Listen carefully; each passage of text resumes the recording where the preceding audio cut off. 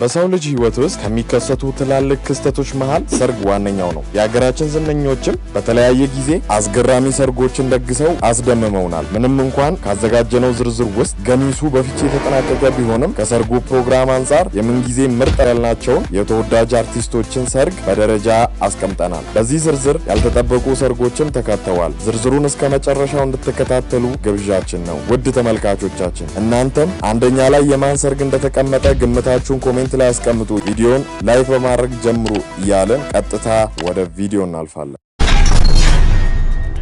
በአምስተኛ ደረጃ ላይ የምናገኘው ደግሞ በትግራይ ባህላዊ የሰርግ ስነ ስርዓት ተጀምሮ በደመቀ ዘመናዊ ሰርግ የተቋጨው የተወዳጇ አርቲስት ፈሪሃት የማነ ሰርግ ነው። በውበቷ ብዙዎች የሚያደንቋት ፈሪሃት የኪነ ጥበቡን ዓለም የተቀላቀለችው ሀበሻዊ የሚለው የጆኒ ራጋ የሙዚቃ ቪዲዮ ነበር። በኋላም ጉደኛ ነች በተሰኘ ፊልምም የትወናን ዓለም ተቀላቅላ ነበር። በተጨማሪም በዳዊት ነጋ የትግርኛ ሙዚቃ ክሊፕም ላይ በመሳተፍ በህዝብ ዘንድ ተቀባይነትን ማግኘት ችላ ነበር። በአራተኛ ደረጃ ላይ ያስቀመጥነው ደግሞ የሌላኛዋን ተወዳጅ አርቲስት ሜላት ነብዩና የሚካኤልን ሰርግ ነው። ሜላት ነብዩ የፍቅር ህይወታቸውንና ትዳራቸውን በአደባባይ በግልጽ ከሚታወቅባቸው ዝነኞች መሃል አንዷ ናት። ሜላት በሁለተኛ ባሏ የሆነውን ሚሊዮነር ሚኪን ከማግባቷ በፊት በርካታ የፍቅር ህይወቶችን አሳልፋለች። እንዲሁም አንዲት ልጅን ልታፈራ ችላ ነበር። በተመሳሳይ ሚኪም ቢሆን ከሜላት ጋር ሲተዋወቅ የልጅ አባት ነበር። ሌላውም በትልቁ ከሚታወሰው ሜላት ከሄኖክ ድንቁ ጋር ያሳለፈችው የፍቅር ህይወት ነበር። ቀለበት እስከ ማሰር ደርሶ የነበረው ይህ ፍቅር ከተቋጨ ብዙም ሳይቆይ ነበር ሜላት ሚኪን ልታገባ የቻለችው። በወቅቱም እንኳን ሰርጉ ጎንደር ላይ የነበረው መልስ ሳይቀር ትልቅ መነጋገሪያ ሆኖ ነበር። እኛም በዚህ ዝርዝር ውስጥ እጅግ ብዙ ገንዘብ ወጥቶበት የነበረውና በበርካታ አርቲስቶች የታጀበውን ይህን ቀውጢ ሰርግ በአራተኛ ደረጃ አስቀምጠነዋል። እስካሁን ቪዲዮአችን እየተከታተላችሁ ከሆነና እዚህ ከደረሳችሁ ቪዲዮን ላይክ ማድረጉን አትርሱ እያለን ምርጥ 3 ወዳልናቸው ሰርጎች እንወሰዳችሁ።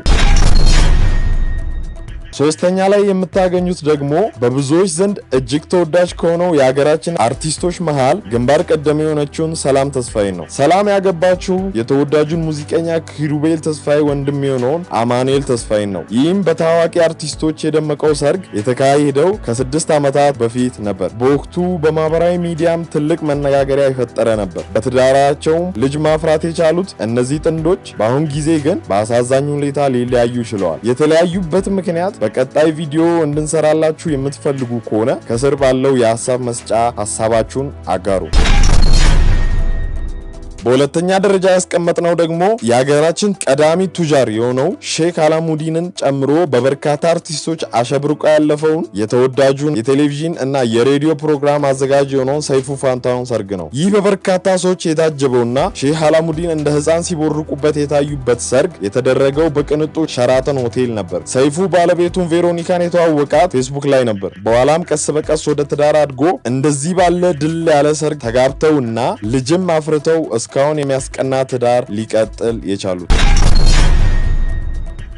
በዚህ ዝርዝር ውስጥ የአንደኝነትን ቦታ የሰጠነው ደግሞ ከዛሬ 6 ዓመታት በፊት ተደረገውና በወቅቱ በትንሹ ከ2 ሚሊዮን ብር በላይ ወጥቶበት የነበረው የአርቲስት መቅደስ ጸጋይና የአቶ ሰለሞን መንደታን ሰርግ ነው። የባህል ልብስ ያለበሰ ማንም እንዳይገኝበት የሚል አስገዳጅ ሕግ የነበረው ይህ ሰርግ ከ1200 ሰዎች በላይ ጥሪ ተደርጎላቸው ነበር። በሚያስገርም ሁኔታ ጥንዶቹ የትውልድ ቀናቸው ተመሳሳይ ነው። በሰርጉም ላይ ሙሽሪት የለበሰችው ካባ እጅግ በጣም ውድ በመሆኑ መነጋገሪያ ሆኖ ነበር። እኛም ይህን በርካታ ገንዘብ ይወጣበትን ሰርግ የአንደኝነትን ቦታ ሰጥተነዋል። በዚህ የደረጃ ቅደም ተከተል ውስጥ መስተካከል አለበት የምትሉት ካለ ሐሳባችሁን አጋሩ። ቪዲዮን እስከ መጨረሻው ስለተከታተላችሁን እናመሰግናለን። በቀጣይ ሌሎች አሪፍ ቪዲዮዎች ወደ እናንተ ስለምንደርስ ሰብስክራይብ በማድረግ ቤተሰብ መሆናችሁን አትርሱ። በሌላ ቪዲዮ እስክንገናኝ ሰላም ቆዩ።